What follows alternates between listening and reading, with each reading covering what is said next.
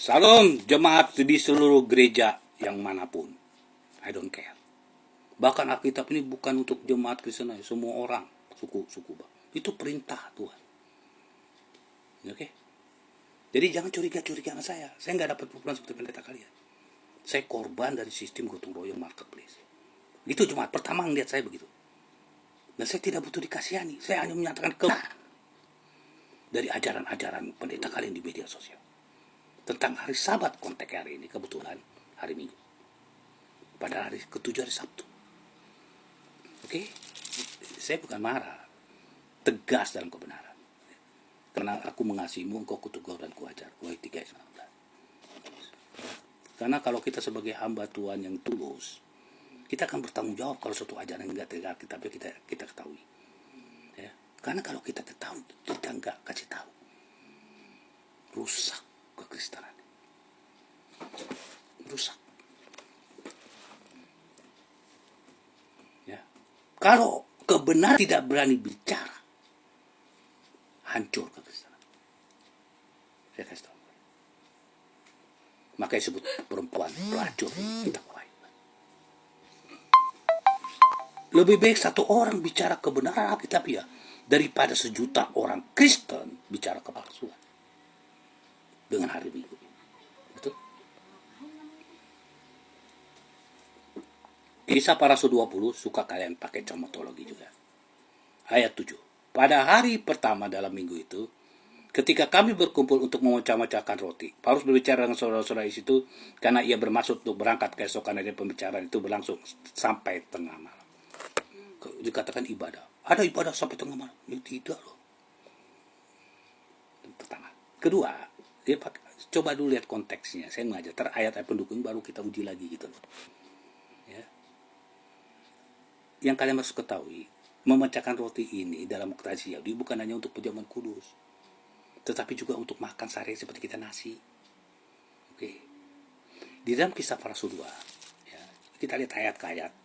Bukan comot-comot kayak pendeta kalian. Kolose 2, kalian tinggal uji sendiri yang saya bawa nih. Kolose 2 ayat 46. Dengan bertekun dan sehati mereka berkumpul tiap-tiap hari dalam bait Allah.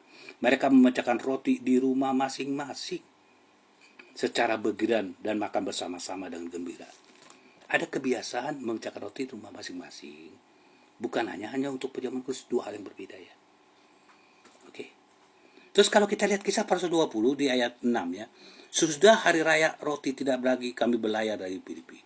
Nah, jadi ini suatu perjalanan Paulus dari kota ke kota.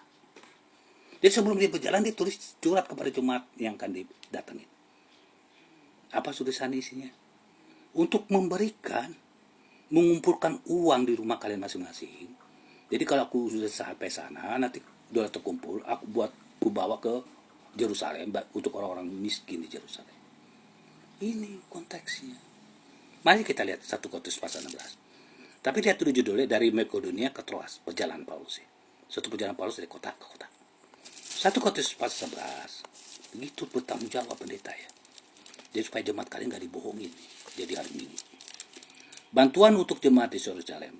Sekarang tentang pengumpulan bagi orang kudus, hendaklah kamu melakukan sesuai dengan petunjuk-petunjuk kuberikan kepada jemaat-jemaat di Galatia. Pada hari pertama, ini bukan berarti pertemuan ibadah ya. Pada hari pertama setiap minggu, hendaklah kamu masing-masing sesuai dengan apa yang kau peroleh, menyisikan sesuatu yang menyimpannya supaya kamu jangan pengumpulan itu harus diadakan pada saat aku datang. Nah, di rumah masing-masing dikumpulkan uang buat sumbangan gitu loh. Oke. Kemudian kalau kita langsung ke ayat 5, aku akan datang kepada sebab aku melintasi Makedonia. Sebab aku akan melintasi Makedonia. Itu perjalanan tadi, kisah para Rasul 20. Oke. Kalau Anda lihat lagi di 2 Korintus pasal 9, ya. Tambah jelas lagi 2 Korintus pasal 9, pengumpulan uang untuk Yerusalem. Ini juga jadi tulisan surat itu dikirim dulu. Nah, bukan langsung peristiwanya di kisah para Rasul 20, dikirim dulu. Nah, kalau kita lihat judulnya dari Makedonia ke Troas, perjalanan Paulus. Sampai di sana, hari raya roti tidak beragi. Yang kalau kita lihat di Imamat 23, tanggal 14 bulan pertama hari raya Paskah, tanggal 15 hari raya tidak beragi, 7 hari kamu merayakannya. Pada hari pertama kamu melakukan pertemuan khusus dan melakukan perhentian, pada hari ketujuh. Nah, Saya seminggu ada 2 kali. Nah, kita lihat pada hari pertama, berarti tanggal 15 nih, yang dirayakan 7 hari. Apa ini ibadah? Paulus sendiri berkata dalam Kolose 2. Dia yang berkata dalam Kolose 2, ayat 16 dan 17. Jangan biarkan orang menghukum kamu tentang hari raya, bulan baru, sabat. Hari perhentian kan sabat. Sabat setahun sekali, beda dengan sabat hari ke-7, seminggu sekali. Itu pakai perbedaannya. Karena wujudnya Kristus. Paulus sendiri ngomong, berarti ini kan muridnya. Jemaat yang didirikannya, dia pendiri gereja. Itu tuh ikutin ajaran dia dan ajaran Yesus dong. Ajaran Yesus dan Rasul. Ya. Ya. Jadi bukan dia melakukan ibadah. Tetapi dia udah kasih surat, jadi ngumpul di seseorang jemaat, di situ mereka udah kumpul uang-uangnya sambil makan-makan mencari roti. Maka kalau kalian baca ini sampai tengah malam, ini kan ngobrol, umpamanya pimpinan organisasi dari pusat di jalan ke daerah-daerah kan datang orang di jemaat. Gitu loh. Lalu Anda baca, makanya kan kepalsuan ajaran pendeta rata-rata di gereja-gereja ini out of context. Kan saya selalu bilang, dia lepas konteks, comot aja itu. Sehingga ibadah pasal 4 jadi hari Minggu. Padahal ibadah pasal 4 orang biasa aja baca ayat 1 sampai 13 nggak bicara ke situ-situ dia. Gara-gara comot-comot aja. Oke. Nah, terus kalian berasumsi Yesus bangkit diganti pada hari Minggu. Kan asumsi ya.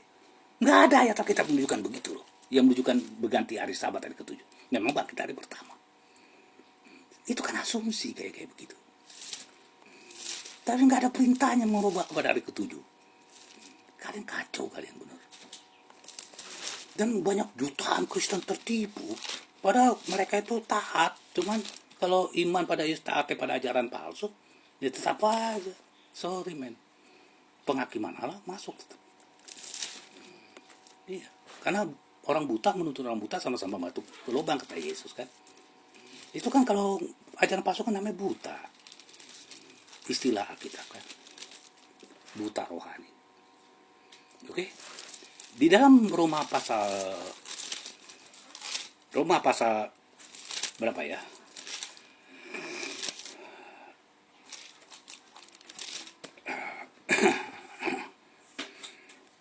Roma pasal 6 ya. Ya. Ayat 3. Atau tahukah kamu bahwa kita semua telah dibaptis dalam Kristus Yesus, telah dibaptis dalam kematiannya.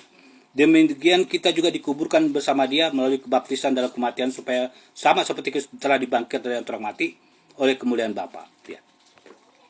Pertama, kematian Yesus simbolik dibaptis. Kebangkitan Yesus juga simbolik dibaptis. Makanya ketika kita percaya, kita sudah jadi manusia lama ke manusia baru. Itu baptisan. Nah, kalau kalian bicara hari pertama, hari Minggu, mencoba hari Sabat, hari ke-7, kali romba kan. Lebih tepat ini ayat-ayat yang dipakai. Ya, supaya kalian tahu kontekstual. Karena anak SD seharusnya tahu kontekstualnya. Ya, apalagi kalian kalau sarjana serata 3 ya, doktor teologi, sahabat, masa gak tahu kontekstual? Mesti tahu kalian kontekstual. Dalam Kolose 2, ya, ayat 12. Karena dengan dia kamu dikuburkan dalam baptisan, dan dia kamu turut dibangkitkan juga mulai kepercayaanmu kepada kejuasaan Allah dari antara orang mati. Ini bicara kematian Yesus, kebangkitan Yesus nih, yang kata tentang hari Minggu ini. Oke, maka disimpulkan dari 1 Korintus pasal 11. Mari kita lihat 1 Korintus pasal 11. 1 Korintus pasal 11 ayat 20 dan 25. Apa katanya? Sebab pada perjamuan itu tiap orang makan dahulu makanannya.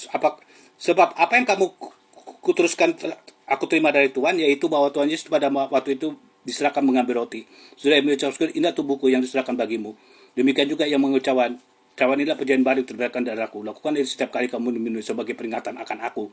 Sebab setiap kali kamu makan roti ini dan minum cawan ini, kamu memberitakan kematian Tuhan sampai kedatangannya. Jadi kematian, kebangkitan sampai kedatangan, itulah perjamuan kudus. Ketika Anda percaya, Anda kematian dan Anda bangkit di dalam Yesus. Tidak merubah hari Sabat hari ke-7 dengan hari pertama. Anda out of context. Karena itu bertobatlah kembali konteks yang benar. Supaya